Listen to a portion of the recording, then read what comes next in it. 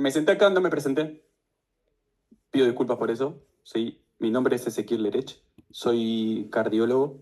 Trabajo en la unidad coronaria y prevención cardiovascular en el Hospital El Cruce. También estoy a cargo de la parte justamente de lípidos en el Hospital Británico y en el Sanatorio Finoquito. Soy miembro titular de la Sociedad Argentina de Cardiología y dirijo el área de cardiólogos jóvenes de la Sociedad Argentina de Cardiología. Sí, bienvenidos. Ya estuvimos igual un poquito charlando. La clase puntualmente va a ser de hipertensión arterial. Muchos de los contenidos ustedes ya lo saben, ¿sí? Pero si ustedes al menos se pueden llevar algunos mensajes, tips, algo que les sirva a lo que ustedes seguro que ya saben, bueno, mi objetivo está cumplido. Y si quedan dudas, me agarran después en el pasillo. ¿No? Vamos a dividir un poquito la clase. Epidemiología, definición, diagnóstico, hipertensión arterial secundaria, que me dijeron que hable específicamente un poquito de esto, que sale un poquitito de lo habitual, y de tratamiento. Bien, epidemiología, ya habló, el doctor Targer habló recientemente, la verdad que no va a ser muy repetitivo, pero la hipertensión es el principal factor de riesgo para enfermedades cardiovasculares, ¿sí? Es una de las principales causas de muerte prematura en el mundo, pero la problemática en sí, porque todo esto son números que ustedes ya lo saben, sino que uno de cada tres hipertensos desconoce su diagnóstico, ¿sí? Y esa es una problemática, porque nosotros usualmente vemos pacientes hipertensos que no le llegamos al diagnóstico simplemente por no tomarles la presión. ¿Sí? Muchas veces el problema es que no consultan con el sistema médico y ahí es otro tipo de político lo que tenemos que aplicar. Pero hay un problema que es mucho más grande. No hacerle el diagnóstico cuando el paciente lo tenemos enfrente, con un método tan simple que es tomar la presión. Y la problemática de la hipertensión es que solo uno de cuatro hipertensos se encuentra bien controlado. ¿Sí? Entonces hay un estudio, el RENATA, ¿sí? Como la encuesta de los cuatro factores, la cuarta encuesta de factores de riesgo cardiovascular, que coinciden un poco en los números. ¿Sí? El 38% en este estudio no sabía que era hipertenso. ¿Sí? El 31% sabe que es hipertenso, pero no está bien controlado. ¿Sí? Mientras que solo uno de cada cuatro está tratado y controlado. O sea, en un factor de riesgo tan importante, con un diagnóstico tan fácil de realizar, solo uno de cada cuatro tenemos control de este factor de riesgo. ¿Y por qué es pobre el control? Bueno, un problema inicial es el desconocimiento acerca de la problemática de la hipertensión arterial. ¿Sí? Diría en los pacientes y diría en los médicos también. ¿Sí? Y para eso tenemos que aplicar políticas públicas ajustadas a detectar a esta población. ¿Por qué? Porque el mayor porcentaje son aquellos que no saben que son hipertensos. Ahora bien, tenemos las dos problemáticas en el medio. Falta de adherencia. Bueno, es una problemática que tiene que ver mucho también con el desconocimiento. Si el paciente no entiende bien cuál es el factor y que lo que puede aplicar la hipertensión, vamos a tener caída en la adherencia. Y lo otro es la inercia terapéutica. ¿Sí? Lo que hablamos hace un ratito, dieta y ejercicio. Bueno, y me quedo con dieta y ejercicio. Y ya está, y quedo, y quedo, y quedo. O algún médico medicó a este paciente con algún antihipertensivo. Y por la inercia terapéutica le seguimos indicando lo mismo porque alguien lo vio y le seguimos indicando, le seguimos indicando, le seguimos indicando, pero no lo controlamos de forma habitual. Eso se llama inercia terapéutica. ¿Sí? Alguien lo indicó y quedó. ¿Cómo definimos hipertensión? Bueno, tenemos que estandarizar. ¿Sí? Una definición es una cuestión de todos tenemos que estar de acuerdo que esto es hipertensión arterial. Bueno, lo definimos por presión arterial sistólica por encima, igual o por encima de 140, o una diastólica mayor o igual a 90 milímetros de mercurio en la consulta. ¿Sí? Eso es estandarizado.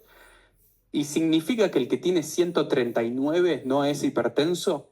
¿Y significa que aquel que tiene 89, qué pasa con esos pacientes? ¿Sí? Si vamos a la definición, no es hipertenso. ¿Pero qué pasa? ¿Sí? Como explicó recién en la clase anterior, ¿sí? El riesgo es continuo. ¿Tá? Pusimos un estándar, se colocó un estándar de 140-90 porque a partir de ahí el riesgo es marcadamente mayor. ¿Sí? Pero no significa que previo a esos valores el paciente no tiene riesgo. ¿Sí? Entonces, ¿cómo se considera? Si en cuanto a la definición, podemos decir que lo normal es menos de 130 de sistólica y menos de 80 de diastólica. Lo limítrofe, aquí que decimos no es normal y no es hipertensión. ¿Sí? Entonces, antes que no consideramos, antes decíamos, bueno, esto es por encima de 140. Antes la definición era solo 140. Ahora, ¿qué vimos? Que los 138 y los 137 también tienen riesgo. ¿Y en quién tienen más riesgo? En aquellos pacientes que tienen un riesgo basal más elevado. Entonces, aquel que tiene entre 130 y 139, no te puedo decir que sos hipertenso, pero te puedo decir que tu presión arterial tiene mayor riesgo que en la población que tiene menor presión. Y si vos encima tenés mayores factores de riesgo, tenés aún así más riesgo. ¿Está? O la diastólica entre 80 y 89. Mientras que la hipertensión, podemos hablar de nivel 1, entre 140 y 159 para la sistólica, entre 90 y 99 y un nivel 2 entre mayor de 160 y mayor de 100 de diastólica. ¿Sí? ¿Hasta ahora se entiende el tema de riesgos? Sí, volvemos a la clase pasada, riesgos. Mientras que la hipertensión sistólica aislada, más frecuentemente en pacientes añosos, aquellos pacientes que tienen mayor de 140 milímetros de mercurio de la sistólica y una diastólica menor de 90. Diagnóstico. ¿Sí? La definición es clara y es simple y no hay mucha duda con eso. ¿Cómo hago el diagnóstico? Bueno, es claro y simple también. ¿Sí? En principio como objetivo. Primero tengo que detectar o confirmar que es hipertenso. Y para eso, ¿qué tengo que hacer? Tomar la presión. ¿Sí? ¿Y cómo hacemos para tomar la presión? Bueno, en principio le tomo la presión en el consultorio. ¿Sí? Con eso le puedo realizar, enviar a hacer un monitoreo ambulatorio de la presión arterial de 24 horas, la famosa mapa o presurometría. Lo podemos hacer a través de un monitoreo domiciliario de la presión arterial, ¿sí? Lo que llamo como MDPA. Por otro lado, yo ya conozco la presión arterial de mi paciente a través de estos estudios. Bueno, ¿qué riesgo cardiovascular tiene mi paciente? Una vez que yo conozco la presión arterial, así como antes estaban jugando con el score, una vez que yo conozco mi presión arterial, ya puedo estimar el riesgo cardiovascular de mi paciente y por eso ahí puedo definir si necesita o no necesita medicación, ya sea porque sea hipertenso o porque no es hipertenso, pero el riesgo cardiovascular es alto. ¿Cómo establezco el riesgo cardiovascular global? Bueno, el resto de los factores de riesgo, si tiene daño de órgano blanco o si tiene condiciones clínicas asociadas y modificadores de riesgo cardiovasculares, como estamos hablando justo previamente. Y número 3, identificar las posibles causas de hipertensión arterial secundaria. Ahora bien, ¿cómo tomar la presión arterial? Y esto es sumamente importante en el consultorio, ¿sí? La posición que tiene el paciente, cómo está el paciente, si el paciente se demoró porque ustedes se demoraron en la consulta y viene el paciente enojado porque no me atendiste y estoy hace 30 minutos, 40, 50 y él pasó antes que yo y tengo una reunión en el trabajo, ¿cómo va a estar la presión arterial de ese paciente? Alta, alta. Entonces, esa situación de ese paciente, y no, la realidad es que es muy difícil de valorar la presión arterial de ese paciente. Porque como la presión arterial no se mide cuando el paciente está estresado, sino cuando el paciente está tranquilo en nuestro consultorio, relajado, ¿sí? Sentado, con la cola bien hacia atrás, la espalda apoyada, las piernas que no estén cruzadas, ¿sí?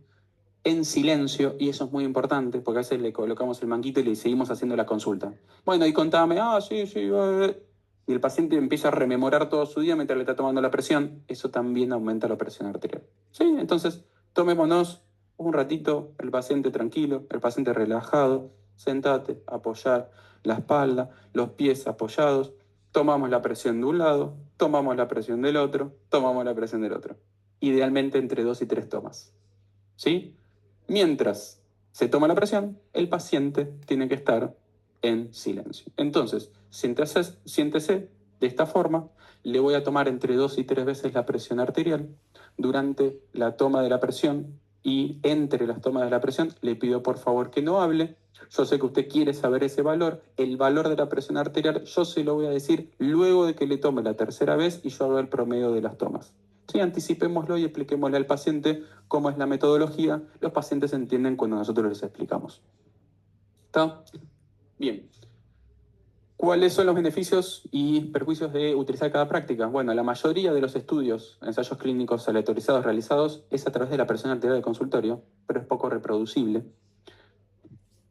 Tiene sujeto a muchísimos sesgos, ¿sí? Sobre todo a cómo tomamos la presión arterial, ¿sí? En qué brazo lo tomamos, cuántas veces lo tomamos, cómo está el paciente cuando nosotros lo vamos a tomar. Tiene menor valor pronóstico, pero es fácil, rápido y poco costoso. Es una de las prácticas en medicina de mayor impacto y de menor costo que hay. Tomar la presión. ¿Sí? Tomar la presión tiene un costo sumamente bajo, ¿sí? Y tiene un rédito elevadísimo. ¿Está? Entonces tenemos que hacer 3 mediciones separadas entre 1 a 2 minutos. Acuérdense, los pacientes añosos y sobre todo diabéticos, también tomar la presión estando parados. ¿sí? Y evaluar a ver si no tienen también hipotensión ortostática. Ahora bien, ¿cómo clasificamos la presión arterial entonces? ¿Sí? En nuestro consultorio puede ser que tenga la presión arterial normal, puede ser que sea hipertenso el paciente, puede ser que tenga una hipertensión arterial oculta entre 8 a 15%. ¿Qué significa? Que en mi consultorio la presión no está en rangos de hipertensión, pero este paciente puede tener o la presión arterial elevada o ser hipertenso. ¿Sí? Sobre todo en quién voy a buscar estos pacientes, en aquellos pacientes que son de alto riesgo cardiovascular. ¿Sí? O diabéticos de alto riesgo cardiovascular, voy a buscarle específicamente la presión arterial. Sí, acuérdense que tiene un riesgo basal que es más elevado. Mientras que tenemos también la hipertensión arterial de guardapolvo blanco. Aquellos pacientes que vienen a la consulta, les tomo la presión, le da elevado, pero en realidad es simplemente que lo estoy asustando en la consulta de el estrés que le genera a veces estar enfrente de un médico, y esto tiene entre un 25 o 30%. Es bastante elevado. ¿Sí? Puede disminuir en la medida que ustedes pueden hacerlo de forma protocolar y explicarle al paciente qué es lo que va a suceder. ¿Sí? Tenemos que sospechar sobre todo en aquellos pacientes que tienen una hipertensión de tipo 1, sobre todo mujeres, añosas, no fumadoras, obviamente y sin daño de órgano blanco. Si el paciente tiene daño de órgano blanco, y difícilmente sea una hipertensión de guardapolvo blanco. Ahora bien, no es inocente. ¿Sí? No es que me quedo tranquilo porque tiene hipertensión de guardapolvo blanco, porque estos pacientes tienen mayor riesgo cardiovascular. No significa que tienen que ser medicados, pero sí tienen mayor riesgo. Bien, la MDPA, el monitoreo domiciliario de la presión arterial, le enseñamos al paciente a tomarse la presión en su casa. Pero esto hay que enseñarles. Hay que decirle cómo se hace. No, bueno, tiene un aparatito así, bueno, tómese la presión, ¿sí? Y después me dice cómo está. No, hay que enseñarle, ¿sí? Si al paciente le damos autonomía y le explicamos, el resultado va a ser mucho mejor. Y esto a nivel general. Al paciente hay que explicarle y darle autonomía, ¿sí? Entonces, cada vez que se levanta, a la mañana, va, orina, antes de desayunar, ¿sí? Está en una situación de tranquilidad, antes de desayunar, ¿sí? Pues encima tomó café, toma té, toma mate, puede aumentar la presión. Entonces, antes de desayunar, después de evacuar la vejiga, se sienta y así como le hicimos en el consultorio, ¿sí? De la misma forma que ustedes ya saben, le enseñamos a tomar la presión arterial y la nota. ¿Sí? Entonces, tiene un momento, tiene un día, tiene un horario y tiene una forma de tomar la presión. No, tómate la presión cuando vos quieras. No, tómatela así. ¿Sí? Y antes de cenar, ¿sí? Antes de sentarte a cenar, vuelve a hacer lo mismo. ¿Sí? Obviamente tenemos que decir que el ambiente sea tranquilo, que esté relajado, ¿no? Está con el nene de 8 años acá atrapado de un lado, el otro nene de acá, tenemos que enseñarles que tienen que estar tranquilo también. ¿Sí? Y esto es sumamente importante poder complementar, porque cada vez que nosotros tenemos que valorar, sobre todo la presión del consultorio, tenemos que evaluar si nosotros hacemos un cambio en la medicación, esto nos sirve un montón a ver cómo está en la casa también. Obviamente lo que no tiene el efecto de guardapolvo blanco. ¿Sí? Bien. ¿Y cuál es el diagnóstico? Fíjense que el diagnóstico baja, ¿sí? La presión arterial, para ser hipertenso, tiene un umbral un poquitito más bajo, ¿sí? Con un diagnóstico mayor de 135 para la sistólica, 85 para la diastólica. Bien, la presurometría, ¿sí? ¿Cuántas veces hemos indicado la presurometría? Y el paciente que está enfrente nos odió, nos insultó y pensó muy mal de nosotros y toda nuestra familia, ¿sí? Porque es incómodo. Es incómodo, la presometría es incómodo, ¿sí? Pero es el mejor método para evaluar la presión arterial durante la noche, ¿sí? Y evaluar durante las 24 horas, ¿sí? Yo creo que todavía se están haciendo algunos estudios con algún método un poquitito menos molesto, ¿sí? Sobre todo cuando uno duerme. Pero ¿qué tenemos que decirle al paciente? Hace tu vida cotidiana, normal. Quiero saber cuando vos trabajás, si te enojás, si te peleás. Quiero saber cuál es tu presión arterial también, ¿sí? Entonces, tengo la presión arterial diurna, nocturna y las de 24 horas. Obviamente no te bañes con el aparato ni hagas natación con el aparato, ¿no? Bien, mayor de 4 horas de sueño y un mínimo para establecer el resultado de 70% de lecturas exitosas. Sí, el diagnóstico diurno, parecido a la MDPA, 135-85, nocturno, mayor de 120-70, si acordémonos que durante la noche debe bajar la presión arterial, ahora lo vamos a ver, y en 24 horas un promedio mayor de 130 de sistólica, mayor de 80 de diastólica. ¿Cuándo utilizamos la presurometría? Bueno, sobre todo cuando estamos evaluando una hipertensión de guardapolvo blanco, si creemos que tiene una hipertensión arterial oculta, si tiene una hipertensión arterial resistente, a ver si realmente es resistente o simplemente te estoy asustando yo en la consulta. ¿Sí? ¿Y cómo es el patrón normal? Bueno, debería descender por lo menos un 10% de la presión arterial durante la noche. ¿Sí? Si desciende más de un 10% se llama un patrón Dipper extremo. 10% es un patrón Dipper extremo. ¿Sí? En caso de que no suba, que no disminuya, es un patrón non-Dipper. Y en caso de que aumente, es un patrón Riser. ¿Sí? Tanto el patrón Dipper, eh, tanto el patrón Riser como el non-Dipper son patrones de aumento de riesgo cardiovascular.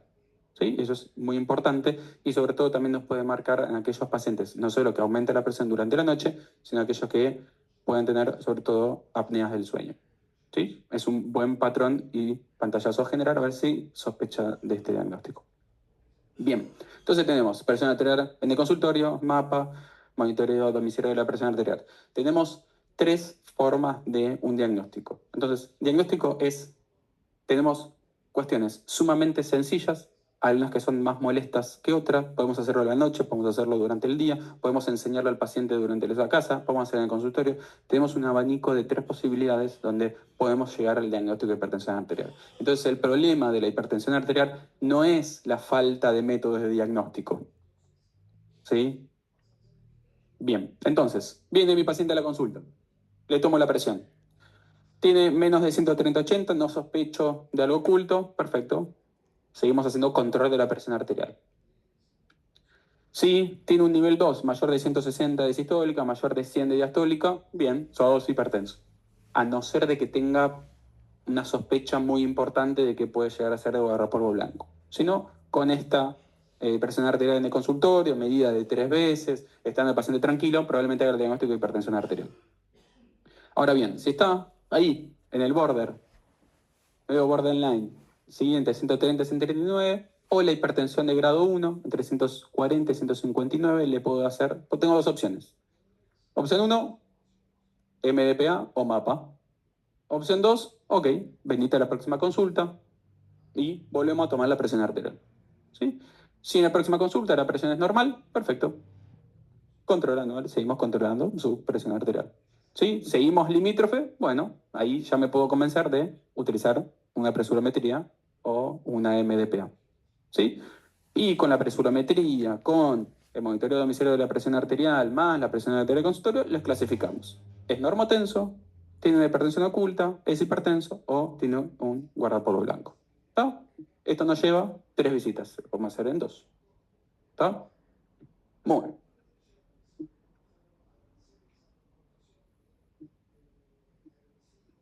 2 semanas. Estratificación. Bueno, haces una visita de 2 semanas y o sea, te puedo decir estandarizado, idealmente 2 semanas. ¿Sí? Hay que ver, la verdad que muchas veces es, decir 2 semanas, a veces puede sonar medio utópico, a veces en las situaciones que tenemos. Y yo ponerle en, ¿qué es lo que hago yo? En la presión limítrofe o nivel 1, ya usualmente le pido la presurometría o un monitoreo domiciliario de la presión arterial y en la visita 2 ya lo defino. ¿Sí? Dependiendo la situación. Este es un esquema de 3 visitas para dar una segunda. Yo usualmente ya con la visita 1 defino y trato de evaluarlo para la segunda visita ya tener un diagnóstico. Bien, estratificación de riesgo cardiovascular. Esto ya fue la clase de recién y sumamente completa, que entiendo que en cualquier duda se pueden sacar después, pero una de las cosas más importantes en la estratificación de riesgo cardiovascular es el daño de órgano blanco, evaluar al paciente con daño de órgano blanco, ¿sí? Y dentro de la anamnesis también de los pacientes que son hipertensos, medicación que tome. ¿Sí? Hay medicaciones que aumentan el riesgo cardiovascular y hay conductas en nuestros pacientes que pueden aumentar el riesgo cardiovascular. En el examen físico, ¿sí? Tenemos que evaluar sobre todo aquellos datos que nos darían algún indicio de que la hipertensión arterial pueda ser secundaria. Por ejemplo, el paciente obeso y puedo estar pensando en un SAOS. Por ejemplo, en pacientes que sean más jóvenes, una asimetría en los pulsos y pensar en una coartación de aorta. ¿Sí? Según el grupo etario tenemos que pensar, ¿sí? Signos específicos. Entonces, lo que hablamos hace un ratito el riesgo también tiene que ver con la presión arterial, no solo con el diagnóstico de hipertensión. ¿Sí? Y este es un cuadro que me parece muy simpático de la guía de prevención cardiovascular de la Sociedad Europea de Cardiología, donde nos estratifica según la presión arterial, no el diagnóstico de hipertensión, sino según la presión arterial y el riesgo cardiovascular, si al paciente tengo que medicarlo o no tengo que medicarlo, según el riesgo cardiovascular, según la presión del paciente. Entonces, no nos dice que el paciente sea solo hipertenso. Si es hipertenso, medical. Ahora bien, puede no ser hipertenso, pero que el riesgo cardiovascular sea alto por la presión arterial que tiene en conjunto con el resto de los factores de riesgo. ¿Sí? Entonces podemos ver que el normal alta que veíamos antes, ¿sí? El normal alta en un paciente sin factores de riesgo tiene un riesgo bajo, mientras que en algún paciente que tiene daño de órgano blanco es riesgo moderado alto. ¿Sí? Mientras aquel paciente que ya tuvo un evento cardiovascular, el riesgo es muy alto y no estoy en un diagnóstico de hipertensión. ¿Sí? Entonces hago diagnóstico, tengo mi presión arterial y evalúo según el riesgo cardiovascular de mi paciente. ¿Esto se entiende? Quiero hacer, no sé si se nota que estoy haciendo mucho foco en esto. Bien, entonces, viene mi paciente, la presión arterial es 140/90, sí, ok, es hipertenso, inicio tratamiento. Bien, el paciente tiene enfermedad cardiovascular, o sea, tiene entre 130 y 139. ¿Tiene enfermedad cardiovascular clínica? ¿Tuvo algún evento? Sí, ok, te tengo que medicar, aunque no seas hipertenso. No, no tuvo ningún evento. Sí, el paciente tiene mayor riesgo, a pesar de no haber tenido ningún evento, es diabético, tiene enfermedad renal crónica o tiene un score muy elevado de riesgo. Sí, ok, te voy a medicar aunque no seas hipertenso. ¿Sí? La presión arterial es de 130/80, ¿sí? Puedo indicarle intervenciones de vida. De vuelta, si no, recién ahí, con estos 130, 139, de 80, 85, recién cuando descarto todo esto, puedo decir, ok, con esta presión arterial no te estoy medicando. Y el paciente no es hipertenso.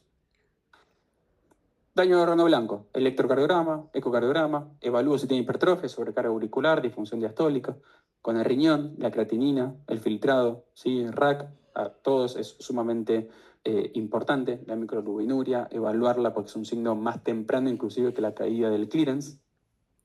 A nivel neurológico, ¿sí? Síntomas neurológicos, evaluarlo en pacientes sobre todo dañosos, si requiere una resonancia, si requiere una tomografía, en el fondo de ojo, ¿sí? Sobre todo en aquellos pacientes que coexisten también con diabetes. Bien, en el laboratorio inicial está importante la glucemia. Estamos evaluando un paciente con riesgo cardiovascular, evaluar la glucemia, evaluar un perfil lipídico completo con colesterol total, HDL, LDL, triglicéridos. Como dijo hace un ratito, la lipoproteína A tiene que ser ya parte del riesgo cardiovascular. La función renal, ¿sí? Y la orina completa de un sedimento. Bien, dentro de esta estratificación de riesgo también podemos utilizar un Doppler de vasos de cuello o femorales, ya que la presencia de ateromatosis subclínica aumenta el riesgo cardiovascular. La velocidad de onda de pulso nos va a marcar la rigidez arterial y el hecho de tenerla aumenta el riesgo cardiovascular. El índice tobillo-brazo también nos va a marcar algún grado de enfermedad vascular periférica. ¿Sí? Todo esto estamos estratificando el riesgo del paciente. Entonces, ya sabemos epidemiológicamente, ya sabemos la definición, ¿sí? Ya lo estratificamos. Ahora, ¿cuándo sospecho hipertensión secundaria? ¿Sí? Después vamos a hablar un poquito de tratamiento. Bien, la prevalencia es mucho más alta de lo que nosotros creemos. ¿Sí? Entre un 5 y un 10% de los hipertensos. ¿Sí? Yo creo que más de ustedes, más de uno de ustedes evaluó más de 10 hipertensos. ¿Sí? Bueno, quizás se le escapó uno en el medio. ¿Sí? Probablemente hayan tratado muchísimos hipertensos. Bueno, se les escapó más de uno. Y donde más lo voy a ir a buscar en aquellos pacientes que son hipertensos arterial resistente, donde la prevalencia es muchísimo más elevada, hasta un 50%. ¿Sí? ¿Cuándo lo sospecho? Bueno, cuando inicia la hipertensión antes de los 40 años se empiezan a sospecharlo, sobre todo si es de grado 2. Cuando inicio súbito en pacientes que, si yo lo venía controlando, siempre tenía la presión arterial y ahora tiene hipertensión de una forma súbita, bueno, empiezan a pensar que algo sucedió. Empeoramiento brusco de cifras tensionales, una hipertensión arterial diastólica de inicio a los mayores de 65 años. Acuérdense que en pacientes añosos usualmente suele ser más sistólica por la rigidez arterial. Daño de órgano blanco desproporcionado a las cifras de presión arterial. La hipocalemia espontánea o con la utilización de diuréticos. Una hipertensión arterial severa en el embarazo, antecedentes nefrourológicos. ¿Sí? Sospechas clínicas. Causa más frecuente, el aldosteronismo primario, el hiperaldosteronismo. enfermedad renal parenquimatosa, la hipertensión arterial renovascular, el SAOS y fármacos y sustancias que elevan la presión arterial. Y la última es sumamente importante porque eso lo sacamos meramente de la anamnesis. Bien, el hiperaldosteronismo es la causa más frecuente de hipertensión arterial secundaria. Bastante. ¿Sí? A través del dosaje de aldosterona plasmática, a través del dosaje de actividad de renina y a través del cociente de aldosterona plasmática y de renina, podemos nosotros tener por lo menos la sospecha diagnóstica de hiperaldosteronismo. ¿Sí? Ahora bien, la forma de presentación es variable, porque no siempre el paciente está hipocalémico, porque es muy fácil el paciente que nos viene con 2,5 de potasio y está hipertenso decir, che, tiene un hiperaldosteronismo, ¿sí? Bueno, pero la mayoría no es así, aunque muchas veces vienen así y se nos escapa también, ¿está? Porque la mayoría son normocalémicos. Solo entre, según las series, es un abanico muy importante, de un 10 a un 40% son hipocalémicos. Ahora bien, si es hipertenso, tiene hipocalemia y tiene alcalosis metabólica, la sospecha tiene que ser muy elevada y ese no se nos puede perder. Usualmente son asintomáticos, a no ser que la hipocalemia pueda estar ocasionando síntomas en nuestro paciente.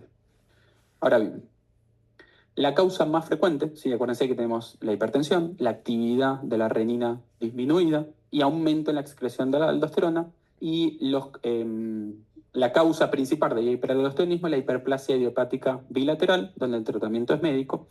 Muchas veces puede ser en un 35% un adenoma productor de aldosterona, donde el paciente, donde el tratamiento, en ese caso, es quirúrgico. Bien, ¿qué consideraciones tenemos? ¿Por qué? Bueno, ¿cómo hacemos el diagnóstico? Y acá es donde se vuelve un poco engorroso, porque el paciente muchas veces nos llega ya con un tratamiento. Bueno, que le suspendemos el IECA, que le suspendemos el beta bloqueante, que no puede tener diurético, que no puede tener, que no puede tener. Y en un paciente que quizá ya tiene la presión arterial controlada, suspenderle todas las medicaciones para hacer el diagnóstico es un poco engorroso. Es un poco engorroso. Si lo podemos hacer un inicio, es genial. ¿Qué es lo ideal o el modelo clásico? Bueno, suponemos todas las medicaciones confundidoras, 2 a 6 semanas. Difícil. O sea, logramos mantener la presión. Alguien que tiene hiperaldosteronismo y tiene una presión arterial quizá de grado 3, grado 2, y tenemos que suspenderle todo. Bueno, es complicado. No puede estar hipocalémico en el momento porque eso va a alterar los valores de aldosterona también cuando le hagamos el análisis de sangre. La extracción tiene que ser matutina y tiene que evaluarse también en las mujeres según la etapa del ciclo menstrual. Bueno, esto es un poco complejo. ¿Es el ideal? Sí, es complejo. Entonces, hay un modelo práctico, ¿sí? Y la practicidad, me parece, de la práctica clínica es a donde muchas veces tenemos que apuntar, ¿sí? No a lo ideal, sino a veces a lo más práctico. En el modelo práctico lo podemos medir en cualquier momento, con cualquier medicación, ¿sí? Si la renina está suprimida, los resultados se pueden interpretar. ¿Tá? Entonces, tenemos un modelo ideal y tenemos un modelo práctico, ¿sí? Antes de buscar el modelo ideal, primero buscamos el modelo práctico, ¿sí? No necesito toda la complejidad del modelo clásico, sino que desde nuestro consultorio tenemos un modelo práctico, ¿sí? Pidámosle la renina, pidámosela, ¿sí? Si está suprimida, bueno, si está suprimida la renina y la aldosterona, a pesar del tratamiento que está recibiendo, está aumentada, bueno, yo puedo tener una sospecha diagnóstica con este paciente, ¿sí? Si es negativo o no interpretable, ok, pero por lo menos yo ya gané a un grupo de pacientes donde le puedo hacer el diagnóstico sin la complejidad que conlleva el modelo clásico. En cuanto a la hipertensión renovascular, es la reducción en la perfusión renal por obstrucciones significativas de las arterias renales. Suele ser entre un 0,4 a 4% de la población general, sí, es menos frecuente. Tengo que pensar en mayores de 65 años, una causa aterosclerótica, mientras que en pacientes jóvenes una displasia fibromuscular. ¿Sí? El tratamiento suele ser sobre la obstrucción de las arterias renales. Bien, el diagnóstico suele ser a través de, primero, una clínica tengo que sospecharlo, idealmente a ocultarlo, y si, obviamente, parámetros de laboratorio y sobre todo el inicio de los IECA y un deterioro, IECA o ARA2, un deterioro de la función renal, nos va a dar una sospecha diagnóstica sumamente importante. Bien, el feocromocitoma es un tumor productor de catecolaminas, usualmente es abdominal en más de un 95%, y es poco frecuente un feocromocitoma. La tríada diagnóstica tiene que ver con el paciente tiene hipertensión, Y de forma paroxística, porque no tiene una liberación constante de catecolaminas, sino de forma paroxística, evalúo si tiene cefalea, sudoración y taquicardia. Eso me daría la triada diagnóstica de un feocromocitoma. ¿Cómo hago el diagnóstico? Bueno, si yo tengo sospechas, hago metanefrinas fraccionadas en plasma. El paciente saca sangre. ¿Sí? Yo tengo sospecha. ¿Tá? Porque tiene una sensibilidad muy alta, pero es poco específico. ¿Sí? Entonces, por lo menos, descarto. O sea, no se me van a perder los pacientes que tienen enfermedad. ¿Sí? Después puedo confirmarla, pero por lo menos, ante la sospecha, metanefrinas fraccionadas en plasma, saco sangre del paciente. Para confirmación, sí, ahí necesito catecolaminas y metabolitos en orina de 24 horas. Es un poquito más engorroso, pero bueno. Entonces, si yo tengo una sospecha, perfecto. La sospecha, si mi sospecha es alta, voy directamente a la confirmación. Si yo tengo una sospecha, anda a sacarte sangre. Vemos metanefrinas fraccionadas en plasma y por lo menos, si es negativo, bueno, ya podemos descartarlo. El diagnóstico tiene que ser ante, obviamente, un análisis de imágenes y la búsqueda, obviamente, del tumor productor de catecolaminas. El tratamiento es quirúrgico, ¿sí? Con un bloqueo alfa y beta bloqueante. Bien, en cuanto al SAOS, es muy frecuente, sobre todo en aquellos pacientes que tienen hipertensión resistente, es entre un 30 a 70% en los pacientes, 30% de los generales, 70% de los resistentes. Tenemos que interrogar al paciente, ¿cómo dormís? ¿Estás en pareja? ¿Dormís con alguien? ¿Cómo te dice? ¿Que roncas? ¿Sí? Si está con la pareja al lado, ¿cómo duerme? No, no sabe cómo ronca, doctor. No puedo dormir. Duerme en el living. ¿Sí? Algo muy habitual. ¿Sí? Preguntarle también a la pareja cómo duerme el paciente. ¿Está? Ese paciente tiene ronquidos, somnolencia diurna, cefalea matinal, tiene obesidad, síndrome metabólico. Bueno, sospechar que este paciente puede tener SAOS. ¿Sí?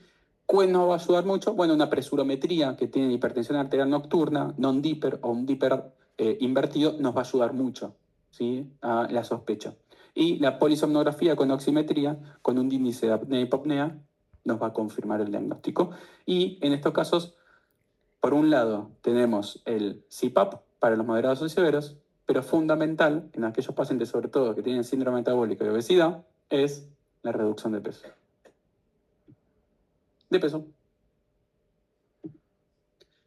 Bien, entonces, según la clínica del paciente, la anamnesis, el examen físico y saber un poquito el grupo etario del paciente, nos puede orientar en conjunto con un laboratorio a determinar cuál de estas causas puede tener el paciente de hipertensión arterial secundaria.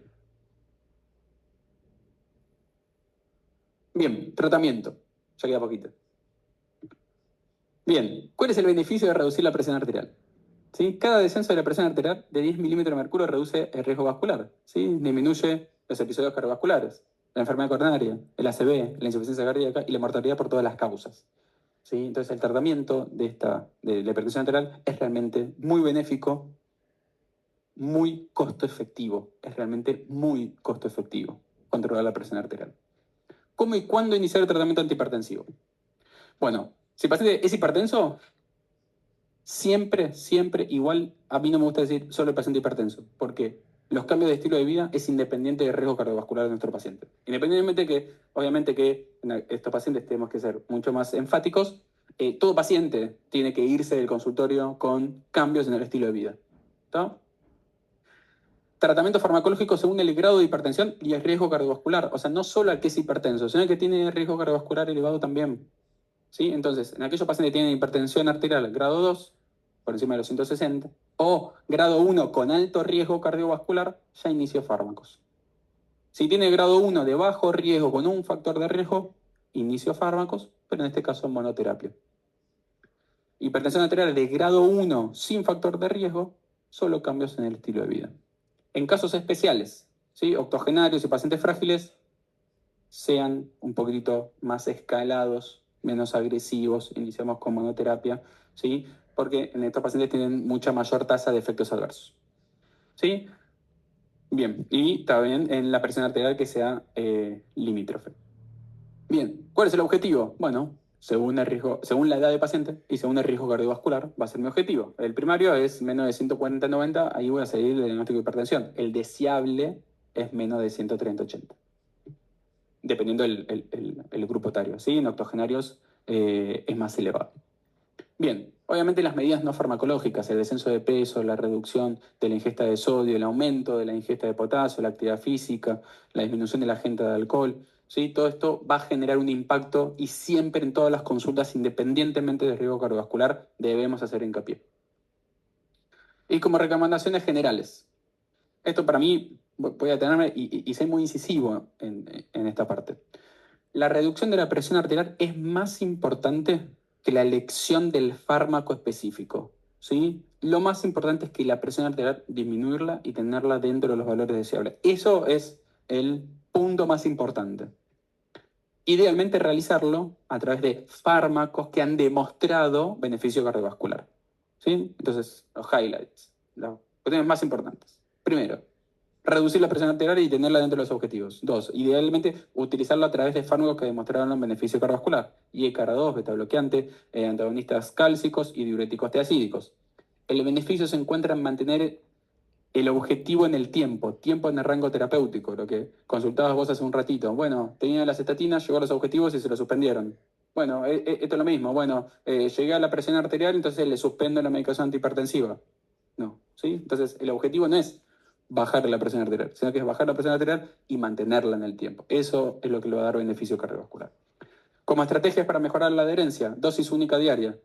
¿Sí? Si nosotros los damos cada 12 horas, tiene que tomar más comprimidos, es más engorroso. ¿Se puede hacer? Sí, obvio. Siempre es mejor para facilitarle al paciente una sola toma y sobre todo si son combinaciones fijas. Consideraciones en condiciones socioeconómicas. Tratemos de darle una medicación, sobre todo una cuestión de costo, según adaptado a nuestro paciente. Y esto es muy importante también, porque muchas veces la falta de adherencia tiene que ver por una cuestión económica, lastimosamente. Bien, esto lo que demostró es, antes de duplicar la dosis de la medicación antihipertensiva, asociarle otro fármaco. La potencia de acción cuando combinamos es muchísimo mayor al asociar un nuevo fármaco que en duplicar la dosis de la medicación que le dimos inicialmente. Bien, entonces, iniciamos. Ya inicié y el paciente es hipertenso. Agarramos con una combinación doble. Idealmente, un YECA-VARA2 en conjunto con un antagonista cálcico dihidropirídico o un diurético tiacídico. ¿Sí? Una combinación entre los tres fármacos, idealmente. ¿Está? Vamos con dosis bajas y a lo sumo vamos incrementando posteriormente. No controlamos. Combinación triple. ¿Sí? Incrementamos hasta la máxima dosis, máxima dosis tolerada por el paciente. Si con los tres fármacos no pudimos alcanzar las metas o objetivos de nuestro paciente, podemos decir que la hipertensión arterial es resistente, deberíamos de enviarlo a un especialista y deberíamos como cuarto fármaco, en la mayoría de los casos, iniciar con antagonistas de los receptores de mineralocorticoides. ¿Sí? Espironolactona o plerenona. La hipertensión arterial resistente es aquella que se mantiene fuera de los objetivos de control de la presión arterial, o sea, mayor de 140-90, con tres fármacos en dosis máxima, de los cuales uno tiene que ser un diurético. Malos cambios de estilo de vida, eso por supuesto. Es entre 5 a 12% de los hipertensos, el pronóstico es peor. Y obviamente que primero, antes de diagnosticar hipertensión arterial resistente, tenemos que confirmar la hipertensión arterial resistente a través de presurometría, monitoreo domiciliario de la presión arterial, para descartar la hipertensión arterial de guardapolvo blanco y sobre todo conductas que esté haciendo el paciente. Realmente si es adherente a la medicación y qué otras conductas puede estar realizando el paciente que le pueden aumentar la presión arterial. Y obviamente descartar las causas secundarias. Bien, entonces, ante este paciente primero tengo que descartar las causas de pseudo-resistencia, guardapolvo blanco, que no se adhiera al tratamiento, un esquema terapéutico racional, ingesta de sustancias presoras o hipertensión arterial secundaria. Quizás no estamos pudiendo controlarlo porque tiene una hipertensión arterial secundaria y tenemos que hacer un tratamiento específico. ¿Sí? En ese caso tenemos una hipertensión arterial resistente, verdadera, y deberíamos de iniciar en principio con una cuarta droga. Usualmente es antagonista del receptor aminoglucocorticoides, ¿sí? Espironolactona o esplerenona, que tiene una potencia un poquitito menor. En estos casos derivan a un especialista. ¿Está? Entonces, en este reloj, ¿sí? Ya estamos finalizando. ¿Cuáles son los objetivos? Bueno, el rango de presión arterial sistólica tiene que estar por debajo de los 130 de sistólica, ¿sí? Por encima, bueno, ya el semáforo se coloca en amarillo. ¿Tá? Por encima de los 140, bueno, el semáforo a medida que tiene mayor presión arterial sistólica se va colocando cada vez más en rojo.